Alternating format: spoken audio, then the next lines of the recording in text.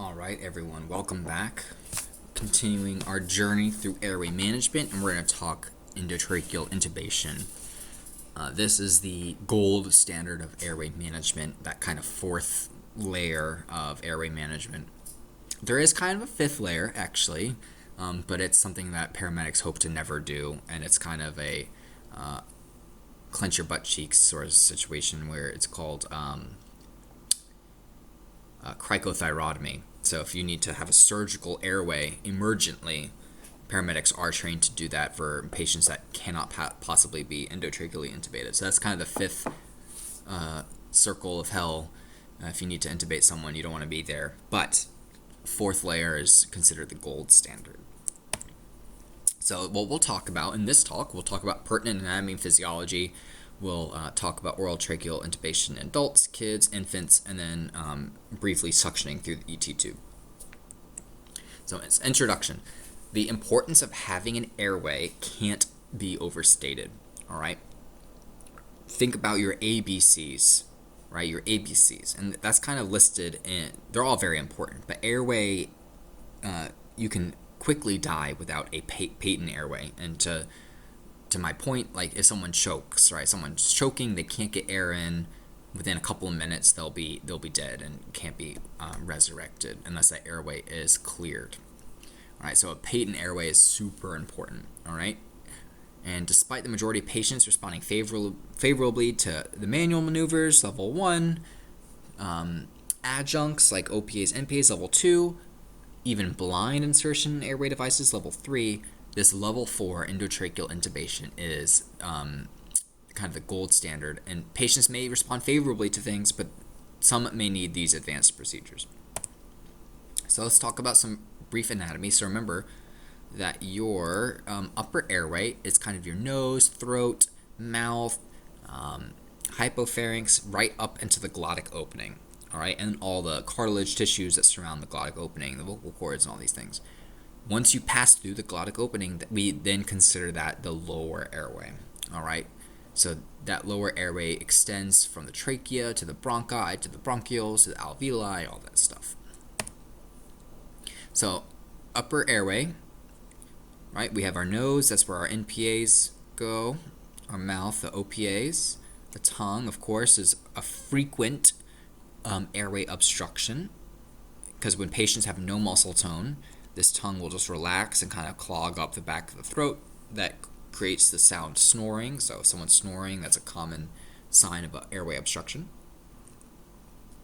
The pharynx is the throat. The epiglottis is that structure that when you swallow food covers the glottic opening so that the food doesn't go and cause a choking hazard, it just goes into your esophagus. The vallecula, this is a key anatomical landmark that you need to know. It is the structure posterior to the tongue and anterior to the epiglottis. It is this right here. So it's kind of the space before the divot between the tongue and the epiglottis. So that's high yield. Then there's the vocal cords, right? That's how you speak. And then you have a tracheal cartilage. That's the Adam's apples in males. That's prominent. And then the most important cartilage, arguably, is the cricoid cartilage. Now, the cricoid cartilage, so all tracheal cartilages are C-shaped, which means if you have a tube and then cartilages on the anterior surface of that tube that form C's or U's, they don't completely encircle the tube. So the posterior edge of the tube is floppy and you can, push it. The cricoid cartilage is special because a cricoid cartilage is a complete circle around the trachea. So that is high, that is incredibly high yield. You need to know the importance of the cricoid cartilage. Now, I alluded to this earlier. A surgical airway is cutting between the tracheal cartilage and the cricoid cartilage, the cricothyroid membrane right here. So if someone is beyond Schitt's Creek and they're in extremis and you can't pass a tube and blind insertions aren't working because maybe all this is swollen and all that stuff, a paramedic or a physician can cut into this membrane right here and put a tube right there. That's a surgical airway. So you never want to be in that position. Let's talk about the larynx. So this is the voice box in common parlance.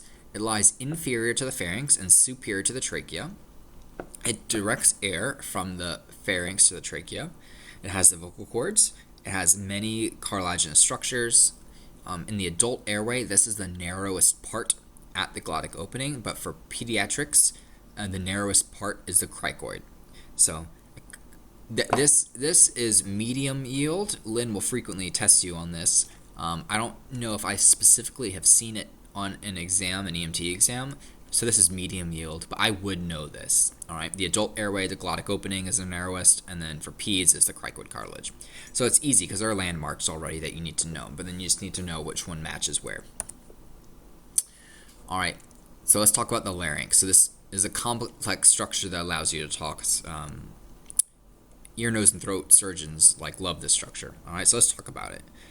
Here's the epiglottis. This is the anterior view. This is the posterior view. This is the epiglottis, so this is what protects the opening. This is my least favorite bone in the human body, all right? This is the hyoid bone. And you can actually feel it. If you kind of feel the underside of your tongue and kind of just palpate your throat, and maybe if you go too far, you'll feel your thyroid cartilage, also your Adam's apple. It's also called the Adam's apple. But if you feel, you'll eventually feel a floating bone. And it's an interesting bone because most bones are connected to other bones via ligaments, but this is kind of a bone that's suspended in ligaments. It kind of helps this structure. But it's my least favorite bone because when I took 252 anatomy and physiology, I was a bad student and I didn't study those handbooks that they give us. I just came into lab. And on the exam, they tested us on this hyoid bone, and I was so mad because I was like, oh man, I should have studied more and looked in the book instead of being a bad student. So this is my least favorite bone in the human body. That's a fun fact. That's very low yield. You don't need to know that. All right, and then here is the cricoid cartilage. So if I look at the posterior view, I see a complete circling around it. And then if I look at my first tracheal cartilage, oh look, it is not completely encircling. So that's the that's the cricoid cartilage. Right? And here's the cricothyroid membrane. So this is where the surgical airway would be. So this is your larynx. There's also some other structures, the arytenoids, piriforms, all these things that are lower yield. You don't need to memorize them, but they're just structures that create this whole miraculous structure that allows you to talk. Larynx, I mentioned the vallecula. That's the depression between the tongue and the epiglottis. Now there's two types of intubation blades. Right? There's Macintosh blades, and Macintosh blades have a curve to it. And you'll see pictures later in this PowerPoint, and then when you come in for airway practice, we will, like I mentioned, we will teach you intubation not because you can do it is actually outside of your scope of practice, but you'll be with paramedics doing it. And it is to be a good partner to your paramedics, you need to know what they're doing and how to assist them, because a good assistant can really make a difference. All right, so a Macintosh blade or a Mac blade has a curve to it, and you can remember that because the C in the Mac, its job is to go into the vallecula. All right, so it kind of curves along the tongue, sits in the vallecula, and as you lift this, you lift the tongue out of the way, and helps lift the epiglottis indirectly. So here is the back of the tongue. This space, right? If I were to peel this epiglottis back, that would be the vallecula. Here's the epiglottis. Kind of these structures right here here's all the cartilages that have names. I don't even remember them. The cuneiforms is in the middle. It looks like the corniculate is the most anterior. The whole thing's called the aryepiglottic fold. The true vocal cords are kind of white, and the false vocal cords are kind of red-pink. All right, so this is the glottic opening in the middle.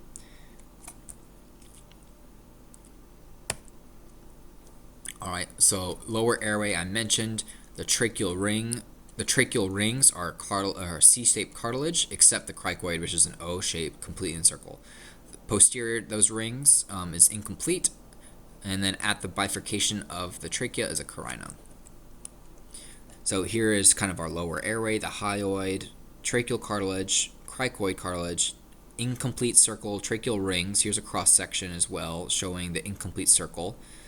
And then as I get down to here, this is about T4, I believe. I think it's T4 is where you get your bifurcation, and then you have a primary bronchus going on the right side to the right lung, and then a primary bronchus going to the left lung.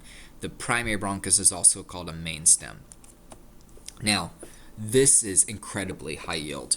The angle at which the left main stem comes off of the trachea is more acute than, oh god, yeah, think back to trigonometry, more acute than the angle of the right main stem, which is more obtuse. So this is a smaller number compared to this number. So this is closer to 180 degrees. This is closer to like 90. Well, it's not 90, but it's closer to it. It's probably like 120 or something like that. Now, the reason that anatomical distinction between the two main stem bronchi is important to know is because most often, if you were to put an endotracheal tube into the trachea and you put it too far, the most common location it will end up is the right main stem. So a common problem that you might find that has arisen is you put a ET tube in the trachea, you listen to the left, you don't hear anything, and then your paramedic's like, oh, let's take it out. Well, it could be in the right place still. You listen to the right and you hear sounds, you hear good breath sounds. That means you're just in too far. So all you got to do is pull back the ET tube until you hear breath sounds on the left and the right. And then you're in the trachea rather than in a main stem. So that is incredibly high yield. The most common location that a tube goes too far into the trachea is the right main stem because this angle is different. It's harder for the tube to curve this way rather than just to follow this path of least resistance. Okay, and then of course we have our lungs. So remember, our parietal pleura is on the chest wall and our visceral pleura is along the lung. And that's separated by a thin layer of fluid that helps suck up the parietal and visceral pleura together so that when the chest wall expands its volume, it decreases the pressure by Boyle's law and comes into the lungs. These are the pleural linings. So it is also important to know other differences in airway anatomy from adults and kids. So in kids, they got bigger heads compared to adults relative to their body. All right, you ever see a toddler or something like that, their head is like super huge. So the larger occipital region, the glottic opening is the actual opening is more anterior and higher up compared to an adult relative to other structures around it.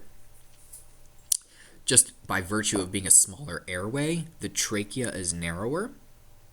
Makes sense, right? So I could swallow, I don't want to, but I could swallow a bead, for example, into my airway, and it probably won't cause an obstruction because the bead is small. But in a child, that the exact same obstruction may actually cause an obstruction with a narrower trachea.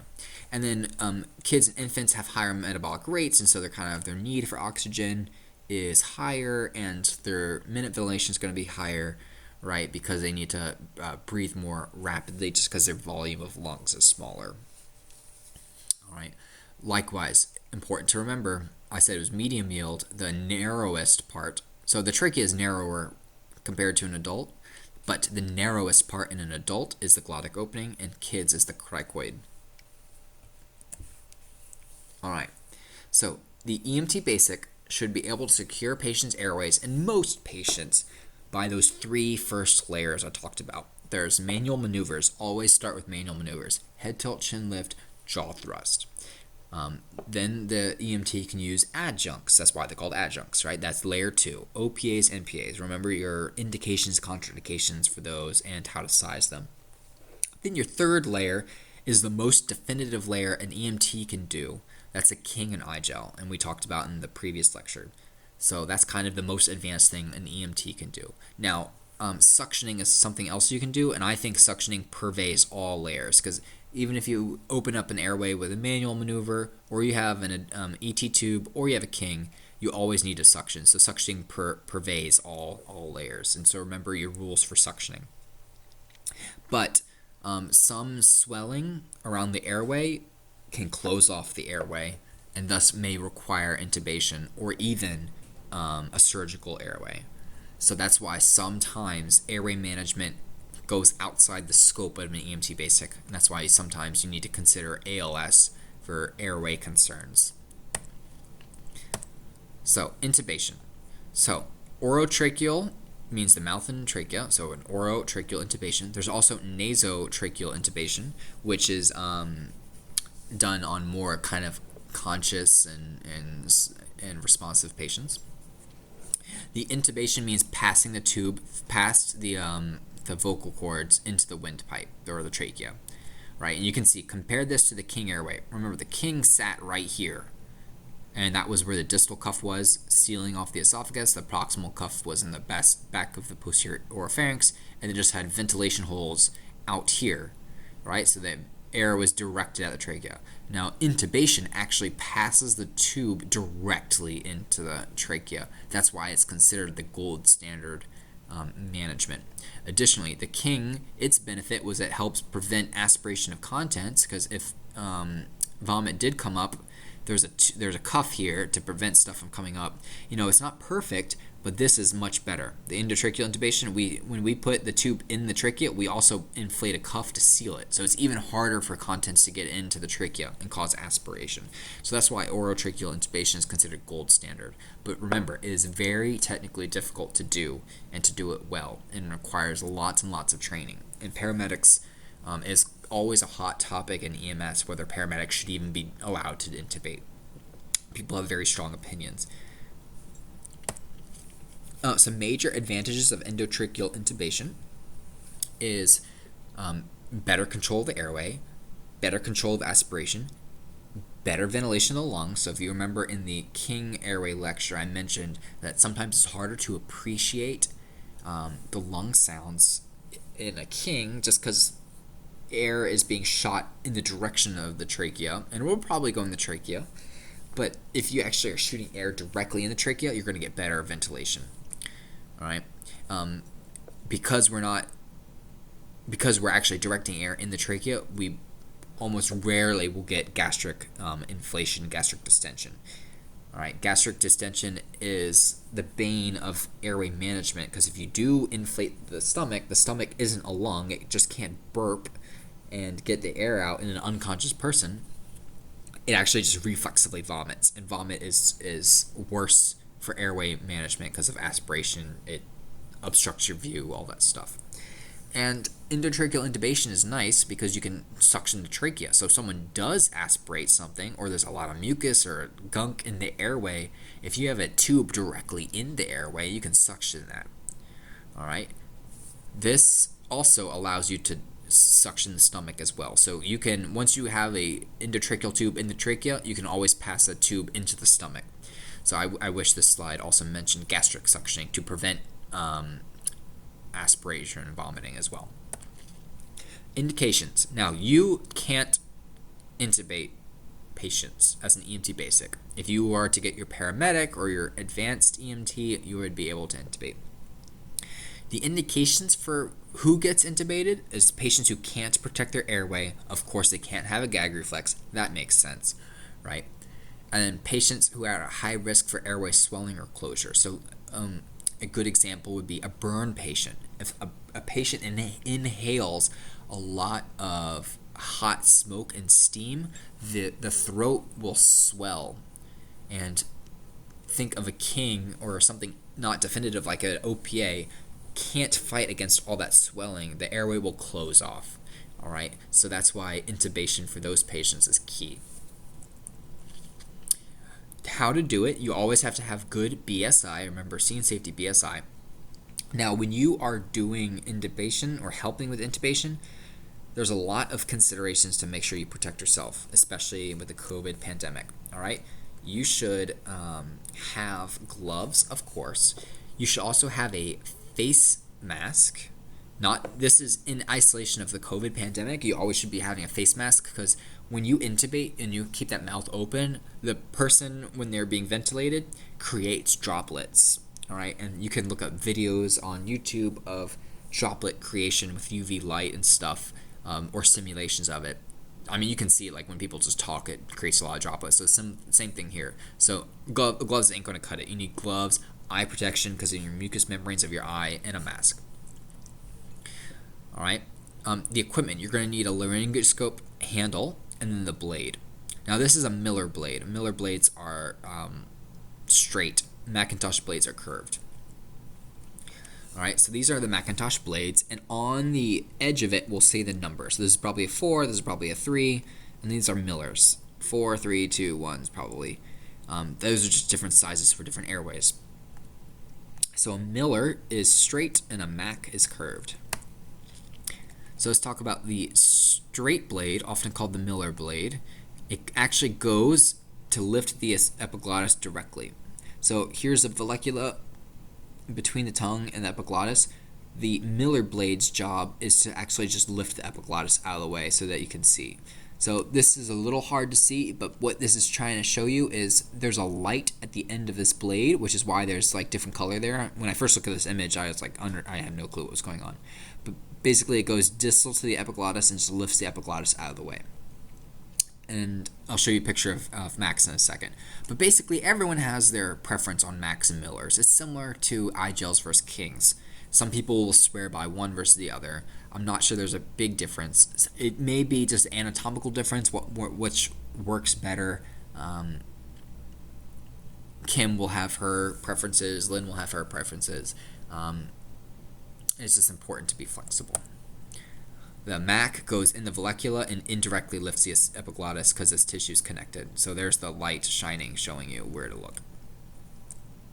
Like I said, people have different preferences. Then there's the ET tube itself.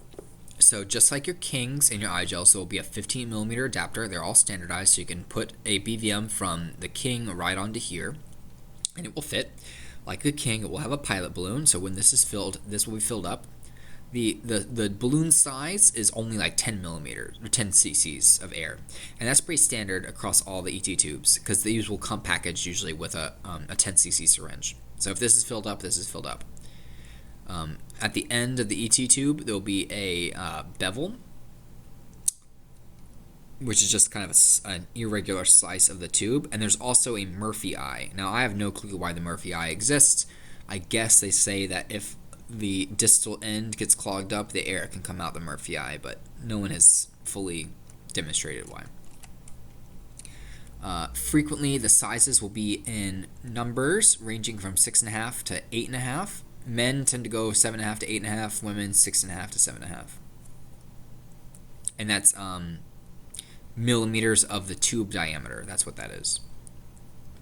What is also important to note, so this is the sizing is for the inner diameter of the tube. There's also marks on the tube itself in centimeters that start here at 0 and then count all the way up to here. So there's also the length of the tube. Now you may ask, okay, well the diameter of a tube makes sense, right? It's easier for a person to breathe through a straw than a coffee stirrer, and likewise it's easier to breathe through a paper towel roll than a straw. So remember, the larger the diameter, the less resistance to flow there is. So just based on airway diameters, that's why there's different sizes. But not only is that true, but also the length of the tube. All right. So the length of the tube, starting from 0 at the end all the way up here, counts where everything is placed relative to each other in the airway. Now, usually around these numbers, close to the flange at the top, these numbers are kind of in the 20s. And it's important to note what centimeter that the teeth are at, because let's say we're at 22 at the teeth. Let's say this is in the airway. We have direct good visualization. As we put this BVM on here, or we squeeze the bag, we get good ventilation, and then we note that the length where the teeth are, and say it's 22 at the teeth, 22 centimeters. That means from where the teeth are to to the distal end is 22 centimeters, and we know everything's well positioned. And it's a curve, right? The curve is 22 centimeters. Let's say we move the patient onto the stretcher, into the ambulance, we go riding down the road, we get to the hospital, we pull them out of the ambulance, and we take a look at that centimeters, and let's say it says 24, or maybe it says 20, all right? That means that the tube moved, all right? And if it said 20, that means it actually came out. If it said 24, it actually went in relative to where it was at the beginning. So it's actually really important to note what measurement baseline you're at right when the tube is placed. So sometimes you'll see paramedics write that number on the stretcher, on the sheet or something like that, so they can remember. So not only is sizing for the diameter, the inner diameter of the tube, just for airway reduction of resistance to flow, but the length of where it has been positioned is important to remember. Frequently, these ET tubes will come with stylets, and stylets are bendable wires that help kind of conform the tube to the airway structure. As you put it through, it's easier to manipulate a stylet than it is this tube. Like if I bent this tube, it'll just resume its original shape. If I put a metal stylet as a scaffold in it, I can actually bend the stylet and the tube will remain bent. And this might be hard to see, but when you practice, you'll see what I mean. Another something that's medium yield, you'll probably see this, so maybe on the higher side, is Selleck's maneuver. Selleck's maneuver is cricoid pressure, and the mnemonic is burp, B-U-R-P. So backwards, upwards, rightwards, pressure. So the purpose of Selleck's maneuver is the assistant will push the cricoid cartilage backwards, so into the patient, upwards, superiorly, and to the right. And that combination of movements helps more visualize the glottic opening for the intubator compared to the baseline. So frequently this Selleck's maneuver, you don't need to like push the cricoid all the way into you don't want to choke the person, but slightly firm, backwards, upwards, and to the patient's right pressure helps get the cricoid a little bit more visualized.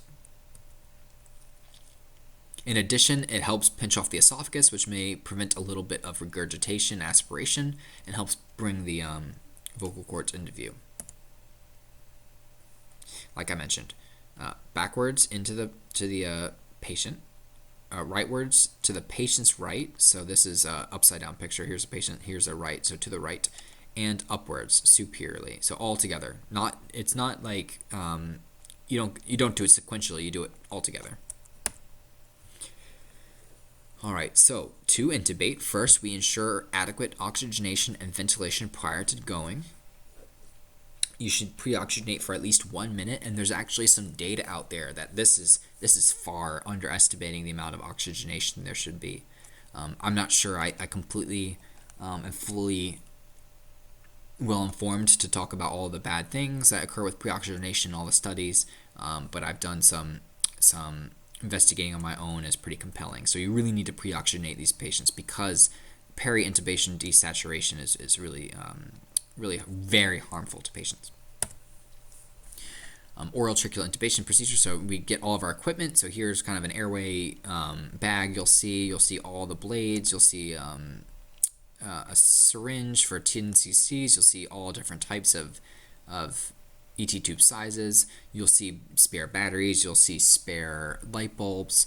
You should always have, anytime you're doing airway management, you should always have suction available because patients can vomit, or there could be saliva or blood or gunk or who knows what in here. Have one tube larger than what you expect and one tube smaller than you expect, and you kind of go in the middle. And if you need a bigger tube, you have it ready. If you need a smaller tube, you have it ready. So it's kind of like the Goldilocks. Okay, then what you need to do is you extend the head for non-trauma patients, because this is kind of a head tilt in a way. Right, if you need to be doing jaw thrust if it's a spinal patient. Then the procedure. So this is a left-handed procedure. So this person's already doing it incorrectly. So Lynn needs to change this slide. So the blade in your hand is always your left hand. Always. These are designed as left-handed tools. So I'm sorry, everyone who's right-handed, like literally everyone on the planet is right-handed, right? But these are left-handed tools because you need to intubate with your right hand. All right, so you insert the blade using the left hand. Just ignore this picture. I'm going to write a letter to the editor.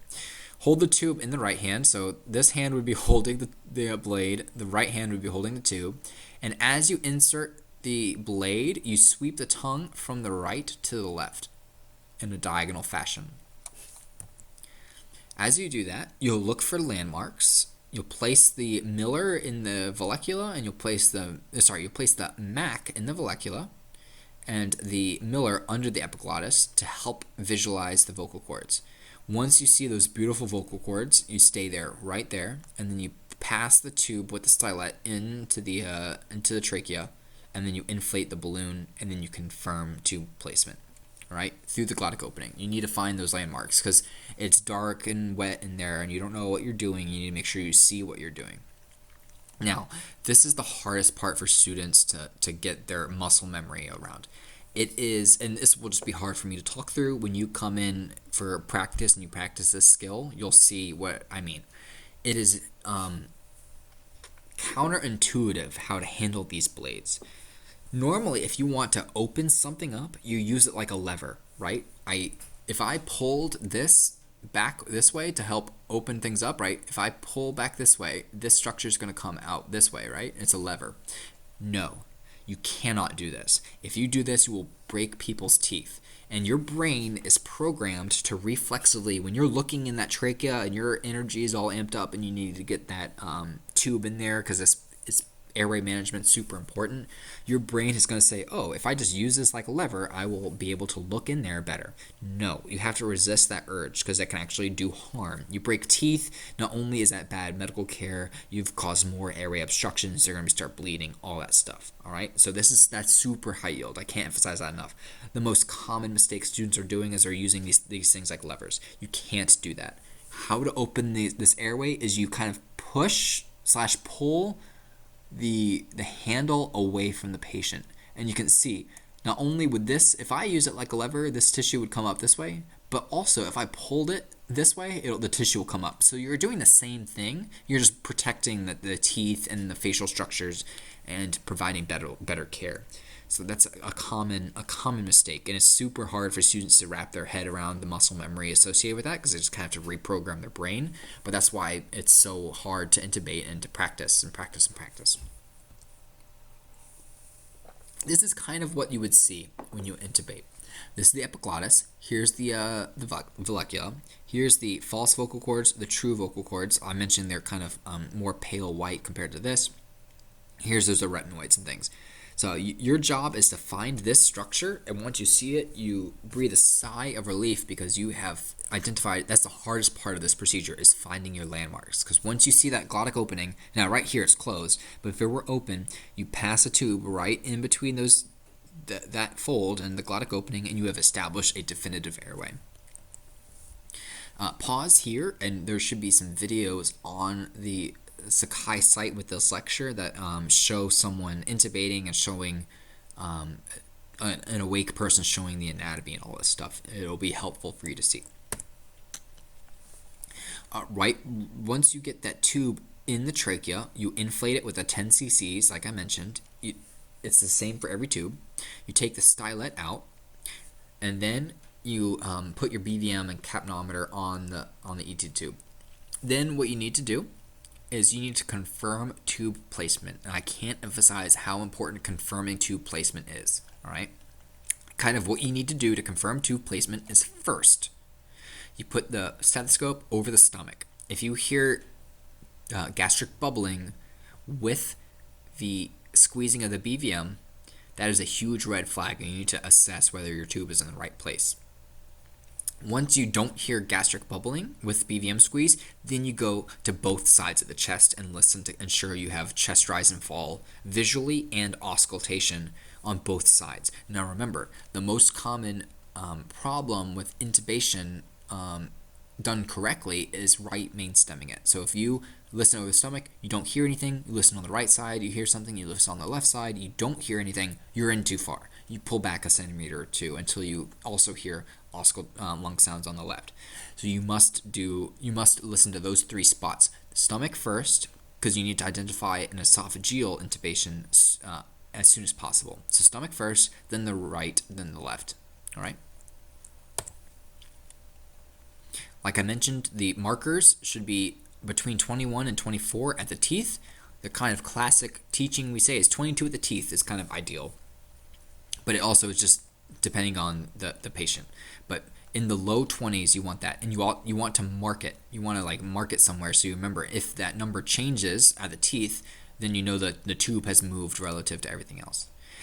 Once you have it placed, you worked so hard for this tube, you don't want it to be dislodged by someone pulling it out or like someone tripping on something or it being moved in transit. So you must secure the tube. You worked so hard for it, all right?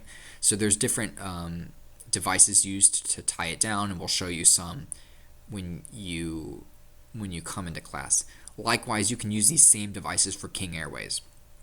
And like I mentioned, the iGel has an integral bite block. These don't, so you frequently need to have a bite block. So if they do start having bearing down of their jaw, they don't pinch this tube off.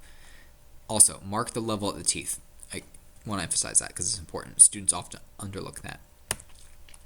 All right. Once the tube is in, we need to confirm tube placement. And this is the most important part of this presentation. This is a technically difficult skill. There's all these different things you need to do to make sure that you are well positioned to get the tube through the glottic opening. But the most dangerous thing is putting that tube in the esophagus, thinking you put it in the trachea. And if you are ventilating someone's stomach and you don't recognize that you're doing that, they will quickly perish, all right? Because they're not getting oxygen in the lungs. Their tissue starts getting hypoxic and dying, and you could be thinking that you're ventilating them this whole time because you're squeezing the bag and the air is just going into the stomach and collecting there, all right? So that's why this is such a technically difficult skill and why it's so dangerous if it's done incorrectly, all right? So we put a huge emphasis on confirming that it's in the right place. The most primary instance of how to confirm it is you directly visualize the tube going through the glottic opening.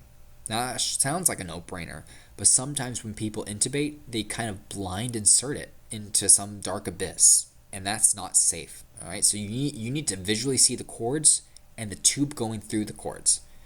All right, that's the most primary thing you can do. You should also have negative stomach sounds and positive right and left lung sounds, all right? That's kind of your first layer of confirmation. Then you must use 2 additional methods, and all these things should be documented every time you intubate, all right? You should document direct visualization, number 1. You should document lung sounds and negative stomach sounds, number 2, for your primary, and then you document 2 other sources of confirmation. So important, all right? But these are a little less reliable.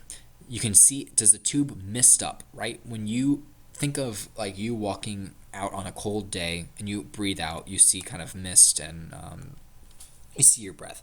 Well, a similar thing will happen in the tube. Kind of the humidity of your trachea, when you see condensation in the tube, you're not going to see that in the esophagus. There's also things called esophageal bulb detectors, which are hard to explain here. If we could show you in person, we'll definitely show you in person. But basically, it is a bulb syringe that you squeeze, you put on the adapter where the BVM would go, and if it stays open, if it stays closed, it's you're in the trachea, and if it opens back up, it's in the esophagus. Now I'm double checking if that's correct. Basically, the reason why things would collapse or not is the trachea has cartilaginous rings around it, where the esophagus is a flappy tube, and if you squeeze the bulb syringe, depending on where you are, it'll either inflate or deflate, or remain deflated. All right, so that's the bulb detector. Now, the most gold standard secondary confirmation, and it's almost considered a primary confirmation now. It's like no one should be intubating people without capnography, is using this device called a capnometer/capnography. So let's talk about this. So capnography, capno means CO2, and graphy means graph, and then a capnometer is just a measurement of CO2. So every time you take a breath in, you're breathing in 21% oxygen, and then you breathe out a little bit of oxygen, 15%, but you also breathe out CO2. All right? So if we can attach a device that monitors how much CO2 you output every time you breathe, that would be a useful tool to assess ventilation, which it does. All right? So a capnometer just assesses the qualitative kind of, is CO2 present, and kind of what in a discrete variable? Is there a little bit? Is there a lot of it? Kind of a thing. So this is not as useful as real-time graphing that number. All right. Paramedics are trained in interpreting all these things. So basically, the capnometer, the colorimetric, it'll change colors if it's exposed to CO2. So these are packaged in airtight devices, or airtight packaging, because there's CO2 in the environment. So if you just open up a package and leave it in your jump bag or leave it in your equipment bag, over time it'll just turn yellow, and the tissue paper, the litmus paper, will just die out. So these are airtight. So once you open them, it'll be purple. Now when you squeeze the BVM, you squeeze it down, you shouldn't see anything, but when the BVM is reinflating, that's the version of the patient exhaling, this will flash yellow. All right, so it starts purple, goes to yellow, purple to yellow. Now a graph should show you this kind of in real time over time versus the amount of CO2. A normal end-tidal CO2 is 35 to 45, and it kind of has this shape. So when it's down here, this is the inhalation. Up here is exhalation. Because remember, this is measuring exhalation CO2. So I inhale, and then I exhale. And then the highest number that you get on exhalation is called the end tidal volume CO2. And then I inhale, because I'm not breathing out CO2 when I'm inhaling. It's down here. So you want to look for these nice plateau waveforms. So when this occurs, you know that the tube is in the right place, because the esophagus can't do this. Likewise, the esophagus can't really produce CO2. Now, there is controversy / debate if you like chug a couple of 2 liters of a soda and there's CO2 in your stomach, this might have a false positive, but this shouldn't have a waveform. So this is better. So frequently, this is just harped on how important this is. Every time you intubate, you should always have end tidal on, because this is real-time monitoring. This could actually pick up when the ET tube gets dislodged, for example, because then they won't be breathing out CO2 anymore. If you squeeze the bag and it's in the esophagus, you won't be able to tell. But if the ET tube, you're squeezing the bag, you're trucking along, and then all of a sudden this goes to 0 and stays 0, and you're squeezing the bag fine, oh, the tube is dislodged. You need to reassess the patient. Like I mentioned, the bulb detector. Now, you could think, oh, I can't just do pulse ox, right? I'm putting oxygen in someone. If their sats drop, then I will be able to figure out if I'm not ventilating them. That is very incorrect, all right? Now, I would just challenge you. If you have one of these devices, put it on your finger. It'll probably read 97 to 100. And then hold your breath as long as you can. If we were in person, I would have you all do this. You can hold your breath, and if you're like an Olympic swimmer or like someone who's very conditioned, you can hold your breath, for maybe 2 minutes, maybe even longer. Even if you're super conditioned, probably if you're average, like somewhere over a minute, that number probably won't change. And so the corollary to that is, let's say the tube is in the wrong place and you're ventilating for 3 minutes and that number doesn't change. Well, that's because the oxygen is still saturated in the bloodstream, but there's a huge lag time between when that number starts to decrease. All right, because there's like some oxygen reserve in the bloodstream, so there's a long time between that number. The difference is, if I were to put this pulse ox on your finger and I were to have you breathe in a capnography tube, and I told you to hold your breath, this wouldn't change in the amount of time you're holding your breath, but the end tidal capnometer alarm would go off almost immediately. So end tidal capnography is the gold standard as well as monitoring placement. Pulse oximetry is not that useful. All right. So let's talk about some pulse ox. Some myths about pulse oximetry. If you have acid, and if you're anemic, it shouldn't be affected by that. Your skin complexion doesn't affect it as well, because there's internal calibration when it's put on. The ambient light around the hand doesn't affect it. Nail polish, some darker colors may affect it a little bit. However, things that decrease blood flow to your finger is what really affects your pulse ox, all right? And that makes sense. The pulse ox is an infrared light that is on the distal tip of your finger. And so if you don't have good blood flow to that distal tip of your finger, it's not going to be an accurate reading. So things that decrease blood flow to your distal tips of your fingers will be if you're cold, right? If I'm cold, I'm going to shunt blood to my core to maintain body temp. And that makes sense, right? If you ever have someone with poor circulation and their hands are cold, right? That makes sense. If someone has low blood pressure, and that makes sense, I'm not going to reach my distal fingertips. And if someone has vasoconstriction of their periphery. And this is kind of like, in hypotension and hypothermia, you're going to get vasoconstriction. So that just says, basically, repeats it. Let's talk about some complications of endotracheal intubation. When you intubate someone, frequently you will cause a reflexive bradycardic response, and sometimes that can cause hypotension, all right? So that is a side effect that can be very dangerous. So although an attempt at intubating may last a little bit of time without causing hypoxia, you can cause a reflexive bradycardia and hypotension that can be damaging to your organs and your brain. So we say that the attempt at intubation, the length of time that you take to intubate should be no more than the time that the intubator can hold their breath. All right, and so that's a good rule of thumb. If you go to intubate someone, you pre-oxygenate them, and then you hold your breath as you are trying to find the landmarks and you're trying to find the vocal cords and pass a tube through it. If you have to take a breath, it is way too long for your patient. So then you end that attempt and you re-oxygenate the patient for a couple more minutes to rebuild that reserve of oxygen in the lungs. Now, different agencies will have different protocols for how multiple attempts at intubation is done. The best situation is first pass.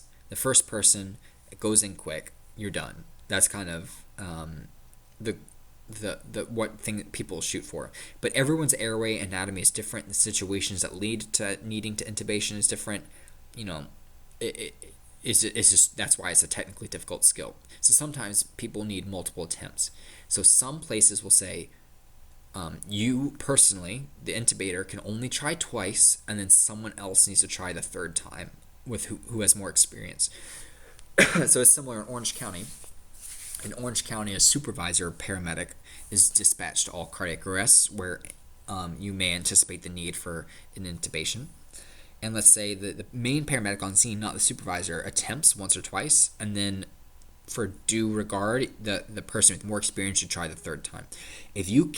But here's the deal. We're not going to do 80 attempts at intubation. If you can't get to the tube after 3 to 4 times, you reach what's called like a plateau point. And that plateau point means further, it's like a diminishing returns. If you can't get it after the first 3 to 4 times, there's probably something junky about that person's airway, their anatomy, that makes it just hard to do. So stop trying, because you're actually doing harm by continuing to pause ventilation, pause oxygenation of that patient to try this intubation.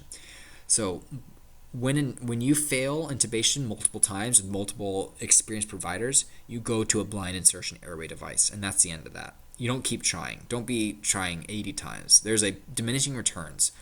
And paramedics frequently do intubation as a point of pride, and understandably, it's a pretty badass skill. But you can actually do harm to patients by continuing to do it when it is futile. So kind of the plateau number is 3 to 4, right? Then you just go to sometimes paramedics will call the Kings and the iGels tubes of shame. But you should think of them as tubes of fame, because you're an EMT basic and you can do them. And you can save patients' lives with blind insertion. All right. So other complications of intubating patients is tissue trauma. You're putting a big metal blade in someone so that you can cause a little bit of trauma. I mentioned the peri-intubation hypoxemia can be very dangerous, so you really need to ensure adequate oxygenation prior to these attempts.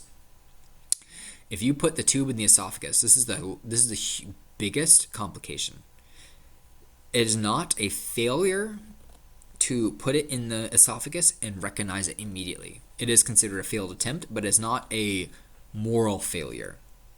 All right, if that happens. However, it is really, really, really bad if you put it in the esophagus and you don't recognize it and you go on about your day doing other things without recognizing it in the esophagus.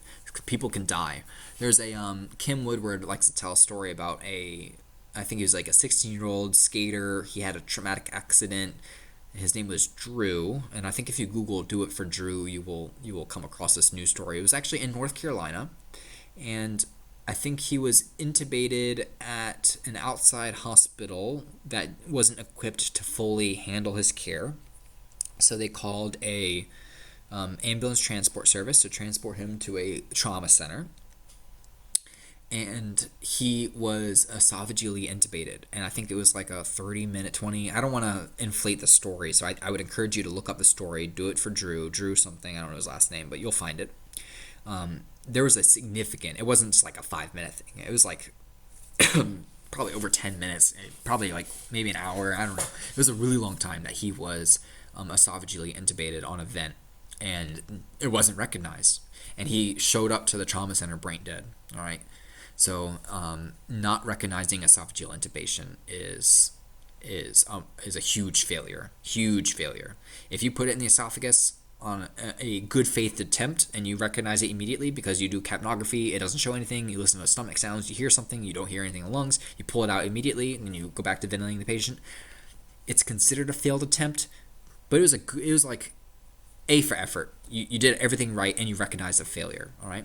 If you put it in the esophagus and you don't recognize it and you don't use all the tools at your disposal to confirm tube placement because you're not taking it seriously, or you're getting distracted by other things, you're not doing capnography, you're not even listening to breath sounds, that's huge. That's so bad. So this is like the biggest red flag right here.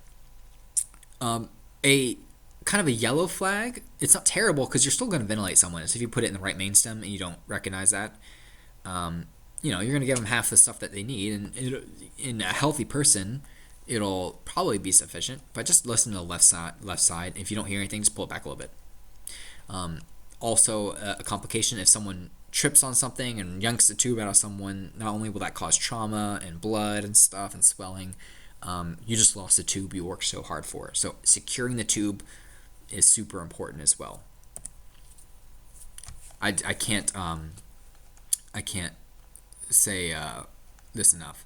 The great sin is not recognizing the placement in the esophagus.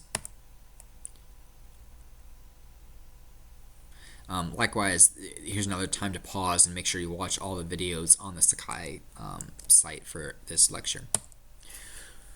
All right, let's briefly talk about kids. If you need to intubate kids, you're probably going to need to be ventilating them.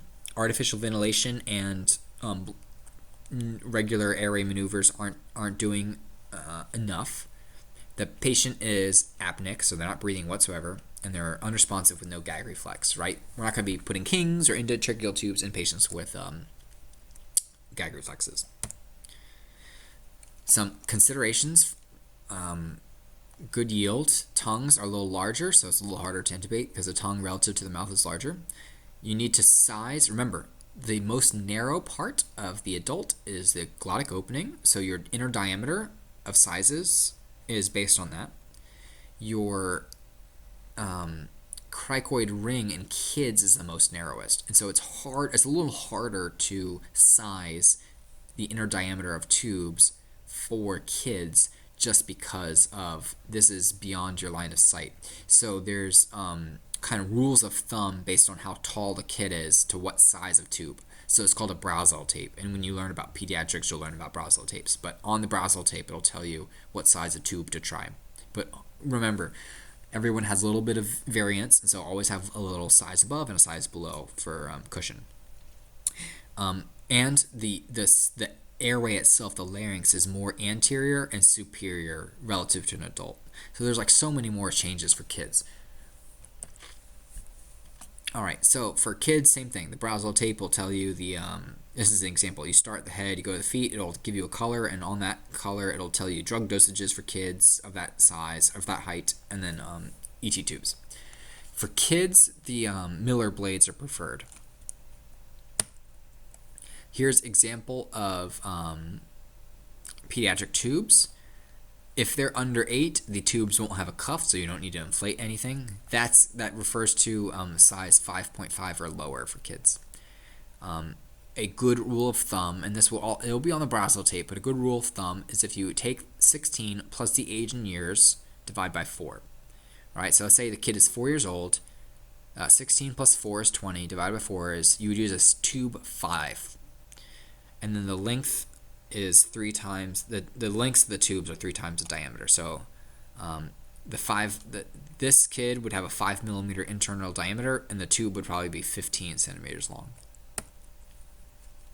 The procedure is the same. So you kind of pad the back of the head for kids just because the occiput is a little larger.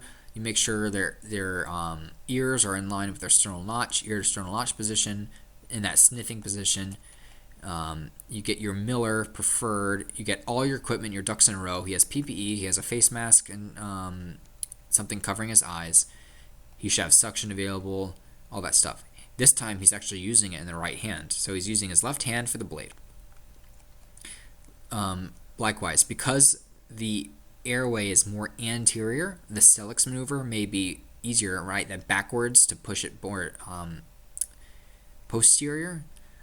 That cricoid pressure may be even more useful in peds. Now, if you have good tube placement, you directly visualize that tube going into the glottic opening. You listen to lung sounds, and it is present on both sides, lungs, not in the stomach. You have waveform capnography, and it looks great. But you have poor ventilation. There's the dope mnemonic to help assess what's going on. There is displacement of the tube. Maybe the tube actually came displaced, and you need to reassess. Maybe the tube is obstructed with some gunk in it, so you can tracheally suction, or you can suction the airway as well. Maybe the patient has a pneumothorax. You'll learn about this during trauma. That will provide resistance to the airflow and the lung inflating if you have a pneumothorax. And then E is equipment failure. So maybe your vent or your BVM is not working, or maybe your end tidal is not working. The tube to your monitor is not being correct, although your placement's good. So always kind of do your dope mnemonic if something's not going as planned. So the bottom line is endotracheal intubation is the best device for completely protecting and controlling the airway. Like I said, it's level 4. It's gold standard. The level 5 is you don't want to be going there for surgical airways, but level 4 is the most common, best protection. It's better than manual maneuvers because it's more definitive. It's better than OPAs and NPAs. It's more definitive. It's better than Kings. It's more definitive, and it can protect from more things. But only paramedics can do this skill. But we teach it to you because you're going to be working with paramedics, and they're going to be needing to intubate patients, and you need to know what goes on in their head and how to anticipate problems and what equipment they're going to need and how to best be a good assistant. Alright, so here's a fun little cartoon of a Miller blade and someone being frozen to it. Alright, and that is intubation.